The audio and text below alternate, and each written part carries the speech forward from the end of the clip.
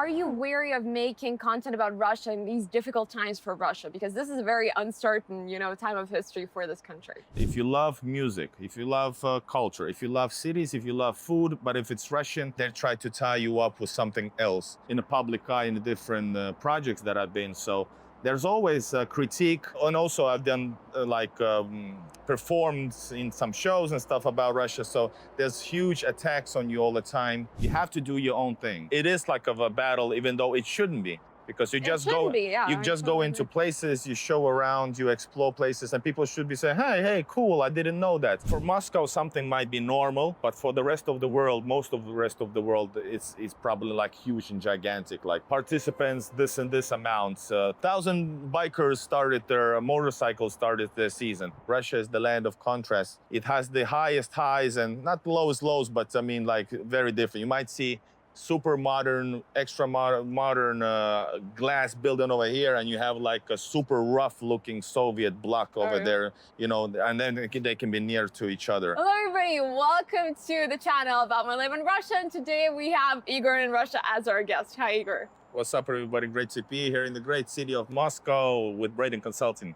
Thanks for having me. Thank you for coming. So today we are in this beautiful weather and we're going to talk about all things Russia. What is it that inspires you to make content in Russia while you are actually a Finnish person? Well, yeah, to be exact, I'm a Russian with Finnish roots that lived all my life in Finland. So I guess you can call me Finnish, but people call me from the other side being Finnish, and from the other side they call me Russian. So, it depends on what I say.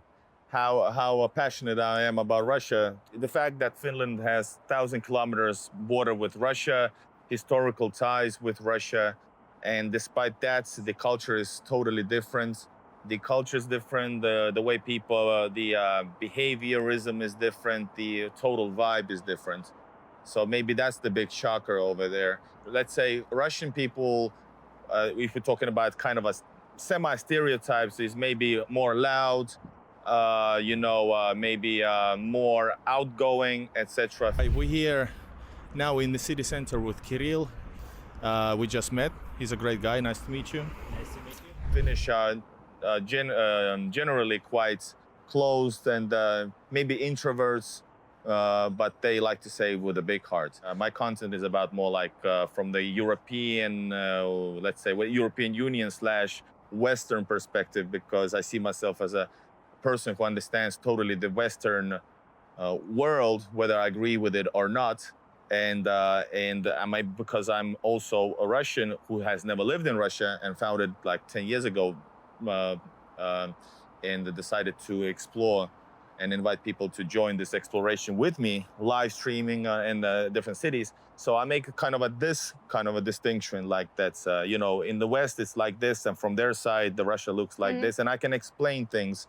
So definitely not doing anything for specifically the small nation of Finland, especially because, because of all the politics and maybe wrong understanding, there's no huge interest even there to Russia, which is super maddening. But nevertheless, the opportunities are much broader when I do it in English with a broader audience for the whole world. Let's say, my demographics is everybody who's actually Russians watch me, Europeans, Northern and South Americans, Asian and Africans. Guys, you all watch me, so thank you so much. Are you wary of making content about Russia in these difficult times for Russia? Because this is a very uncertain, time of history for this country. Yeah, you gotta have a backbone to do this because especially there's I think the good word, unfortunate word, the psychosis is going on there. So basically anything Russia related is automatically, they try to put a stamp on you, and just the general, if you love music, if you love culture, if you love cities, if you love food, but if it's Russian, they try to tie you up with something else. So you have to have like a backbone and to keep your head up straight and just know that you're doing the right thing, meaning you love this and you know that a lot of others people wants to see this, and you just do it. And I have a history in music and stuff.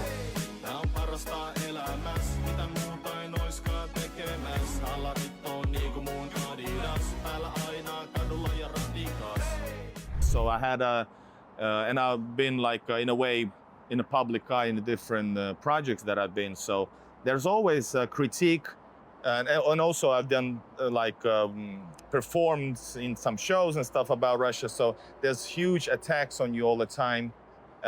Sometimes less, sometimes more. You just don't give a S, if you know what I mean.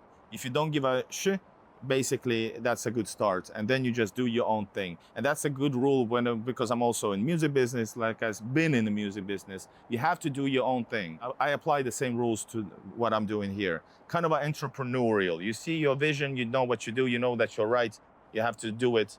And if you're gonna listen to everybody else, everybody who's doing something maybe differently or better or being like ahead of time or whatever, not saying that I am, but actually I might be.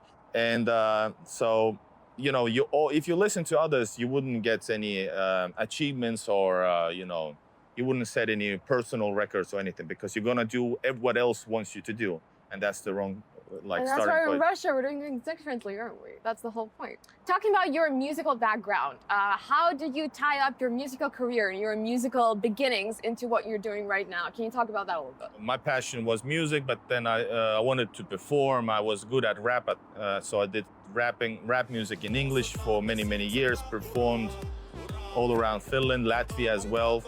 And that's where I was born, Soviet Latvia, but no ties there except that. And yeah, basically just hustling before, it's like grinding your artistry, and you know, you have to hustle your way in before you had social media. And I think it taught me a lot, what current generation with all the social medias is not able to, you know, get it. Meaning that you actually do the work,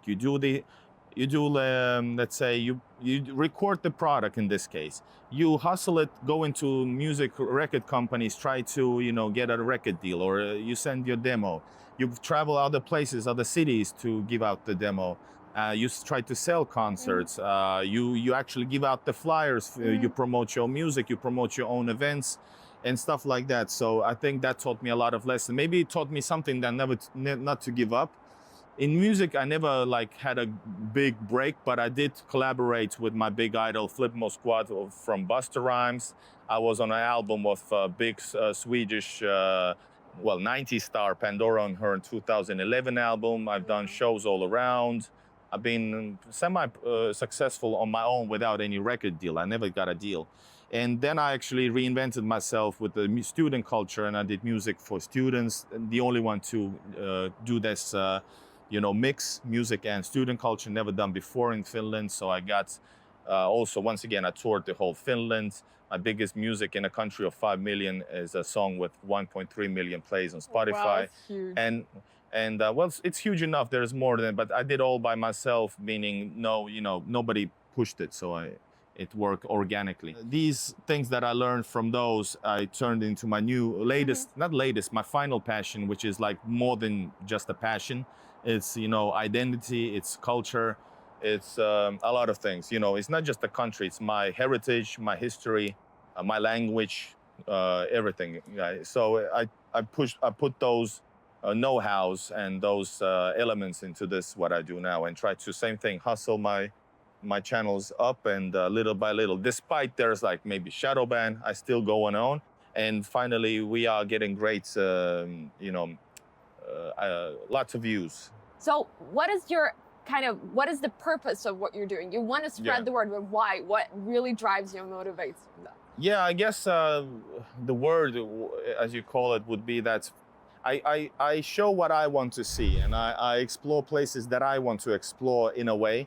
Anyway, I do something what other people want to see. You have to find the middle ground. But why I do this? Because I felt really something amazing in 2016 when I first traveled properly as a tourist to Russia. I've been to Russia many times, but this one, something different. And I fell in love with St. Petersburg and Russia, and realized this was all that I missed all my life. Because living abroad, it felt like I was never home in a way. It is home, etc. But, you know, something deeper than just the geographical location. So I felt that even I, as a Russian person with living all my life in a nearing country, was fooled into belief. I was afraid to go into the metro. I was afraid to even go to Russia. You know, I have these stereotypes, and I just understood it all, like pieces went into the place. I realized, imagine others what kind of world of fairy tale they live, knowing only fake news about Russia. So I wanted to explore and show what I see, which is beautiful people, beautiful cities, sometimes not as great, but real Russia, in a way, real emotions, real, details, everything. And I wanted to help people to find it. I just wanted to do that because showing Russia through my eyes and going deeper and deeper. I want to see Russia that I never saw until I was 10 years younger. And I want to explore this, and I invite people to take the tour with me. That's why I do videos, I do explanation videos, like guide videos, and I also do live streams. And especially the last one is most realistic, and it doesn't cover anything. It's just real as it gets, and people love that stuff because you see real things, and you also see how many fake news there is, because there are a lot of people comments whatever narrative is going on currently in the West about it. You like, well, show this, and like, I just did. It's nothing like you imagine it to be. I show you what it is, but you still want to tell me because your news agency tells you something. So that's the battle over there. So do you feel like your content is a way to battle this, show this different perspective for people to kind of perhaps think for themselves and create their own opinions, own emotions, own understanding of how things really are, or how things might be, at least? Yeah, I guess it's a battle because of even before the situation in the world, even before that, there was kind of a fight going on, or a constant campaign against Russia, especially in some countries. So I guess it is like of a battle, even though it shouldn't be. Because you just go into places, you show around, you explore places, and people should be saying, hey, cool, I didn't know that. But because of the constant pressure from, I don't know which agencies, the Western people or the world audience, especially Western people, have like real weird imaginations about Russia that they try to push to you in comment sections and stuff, and you just show them this is not the case. You can travel any other place, and if you behave as a viewer differently, let's say you're watching person show in Japan, if you're not attacking like constantly some World War II stuff against them knowingly, then you shouldn't do it to any other countries just because you have maybe some other ideas or what Russia should be, or you think it is.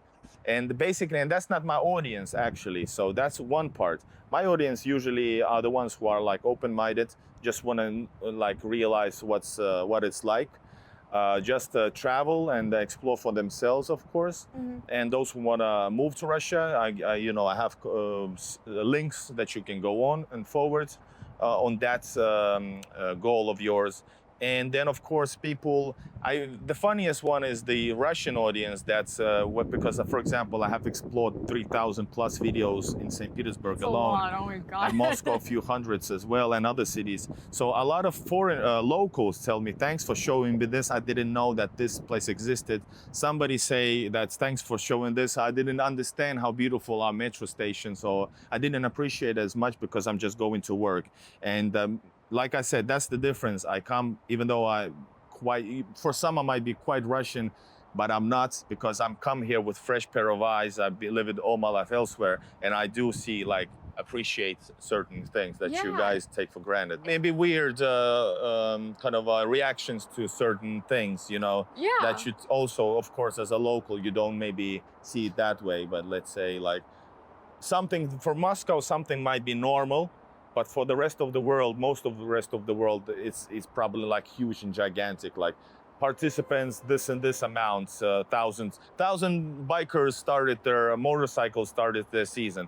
We're talking about, so for example, this one, just a random example. It's a huge thing. You don't see that anywhere else. So you might see it somewhere in bigger cities in the world, or like a marathon, running through this and that. Just last weekend, I think. Yesterday actually. Yesterday. So there's a lot of things going on that people take for granted. In a way, or just think it's normal. But you actually have to understand that this is usually Russia has a lot of superlatives, meaning the biggest this and the coolest this or the coldest, hottest. That's Russia. And actually, I always say Russia is the land of contrast. It can be it has the highest highs and not lowest lows, but I mean like very different. You might see super modern, extra modern glass building over here, and you have like a super rough looking Soviet block over there, you know, and then they can be near to each other. Book, movie, blogger that you would recommend for someone who is looking to immigrate into Russia? Not immigrate, but for those who are interested of like in general about Russia. Learning about Russia. Learning Russia, I would say if you like that type of stuff, Brat, number one, first movie, Brat, or maybe two, but especially. Well, I don't have many options as well, but I think I really enjoy it, and it tells a lot about 90s St. Petersburg and Russia in general. So you get an understanding from where Russia came from in such a short time. And yeah, well, that's my answer. There are some other things. And of course, hey, the Patsane. The series Patsane. Really? Wow. Why really? No. It's epic, guys. It's super popular, and for a good reason. I think it's really good. So, little details wise, what is a memory that you have that's very dear to you when you first visited Russia? Our first visit is clearly when I was on a tourist bus with a bunch of students. I wasn't a student myself. I was a representative of like the organizer, but I was with them, with the exchange students, and thank God it happened, because well, it's destiny obviously. But I saw the embankment of Neva River in St. Petersburg and the embankment buildings, and there was like it was something out of this world. It was so huge, so amazing, so large. Neva River is huge, guys. And the city on both sides, there was something magical about it. I clearly remember it, and it captured. There was like you know, when you kind of something hard to breathe kind of a moment. So it was something special. So that moment is every time with me when I'm in Russia or when I long to be in Russia. And we were saying, if not St. Petersburg, then where?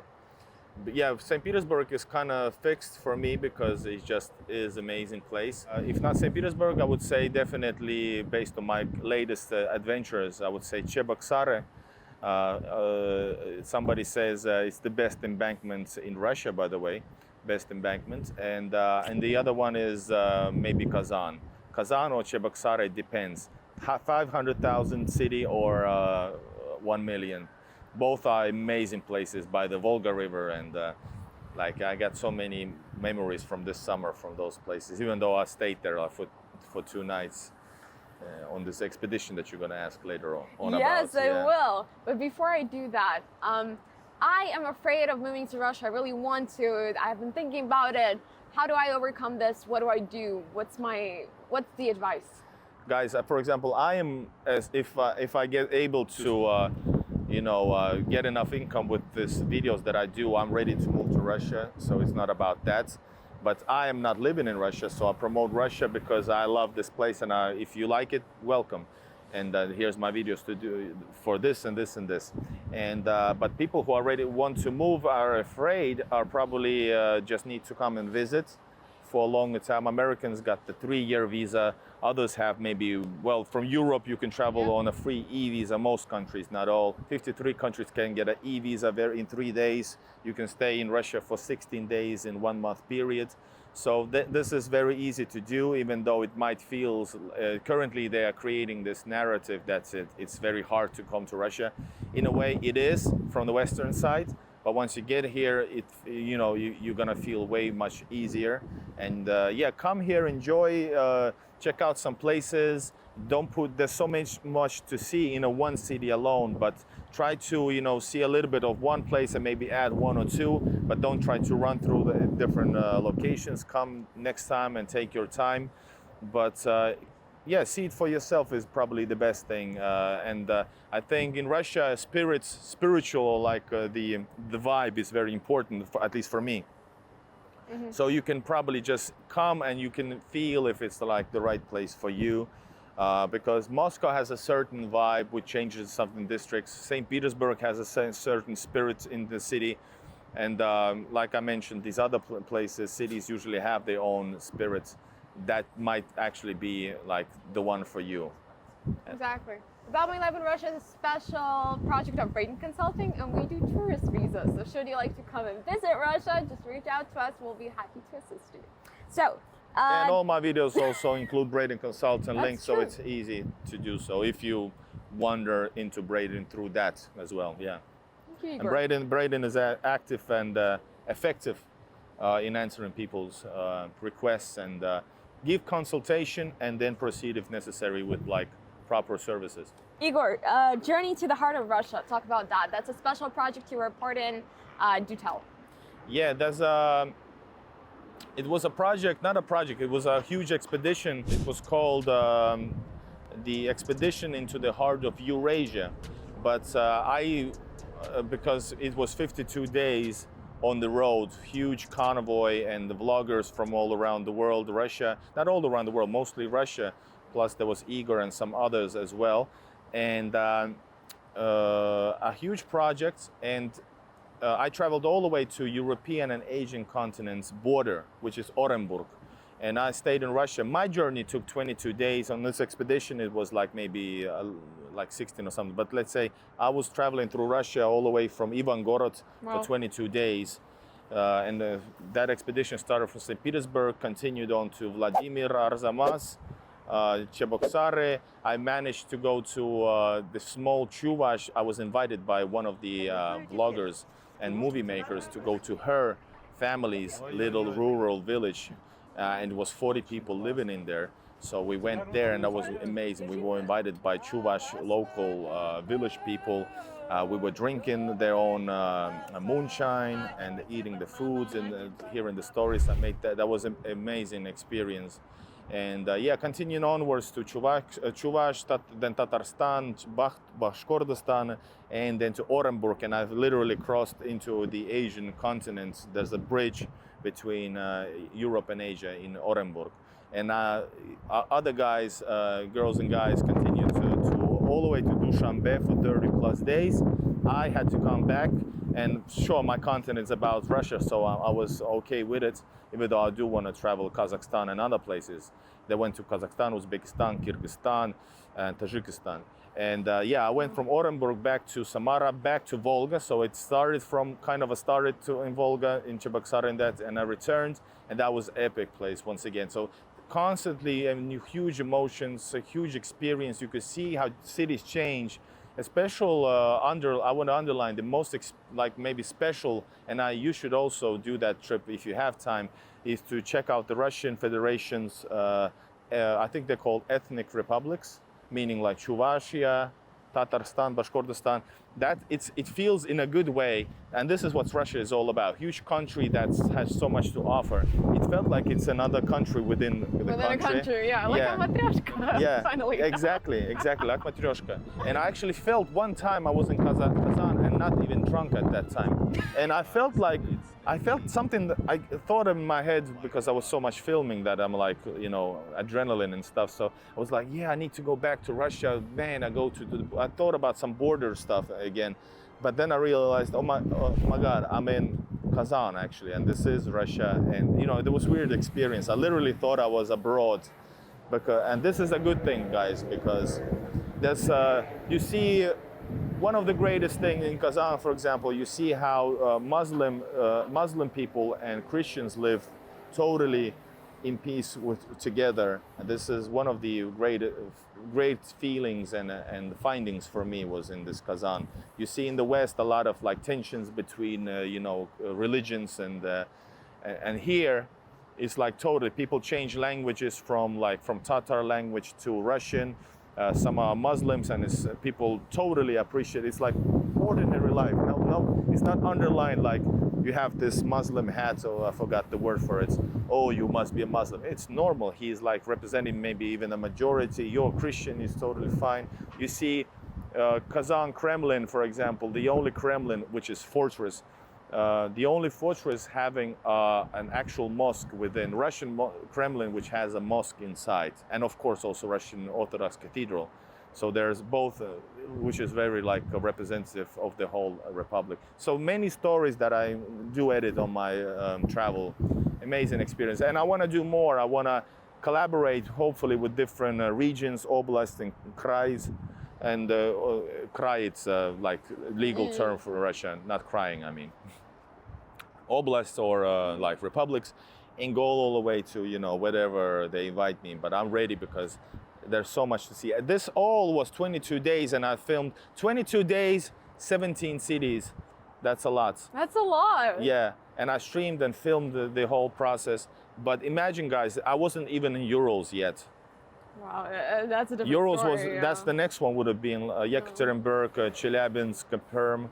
And then actually the Siberia starts after that only. So that's crazy. Or Caucasus, for example. Man, there's so much to see. I'm just getting excited talking about it. It's going to be amazing to see you collaborate with the people that you want and create all those new videos. It's really exciting. We're looking forward. Yeah, I really hope new opportunities come by and reveal themselves.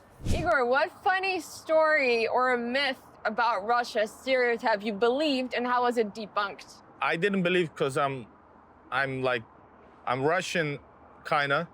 Well, I am Russian, but I've never lived in Russia. Yeah. But I kind of, it's all in me, in my DNA, that I know things about Russia without knowing. So I did not have these stereotypes typical foreigner would have. But general thing I would say that I believed is the unsafety.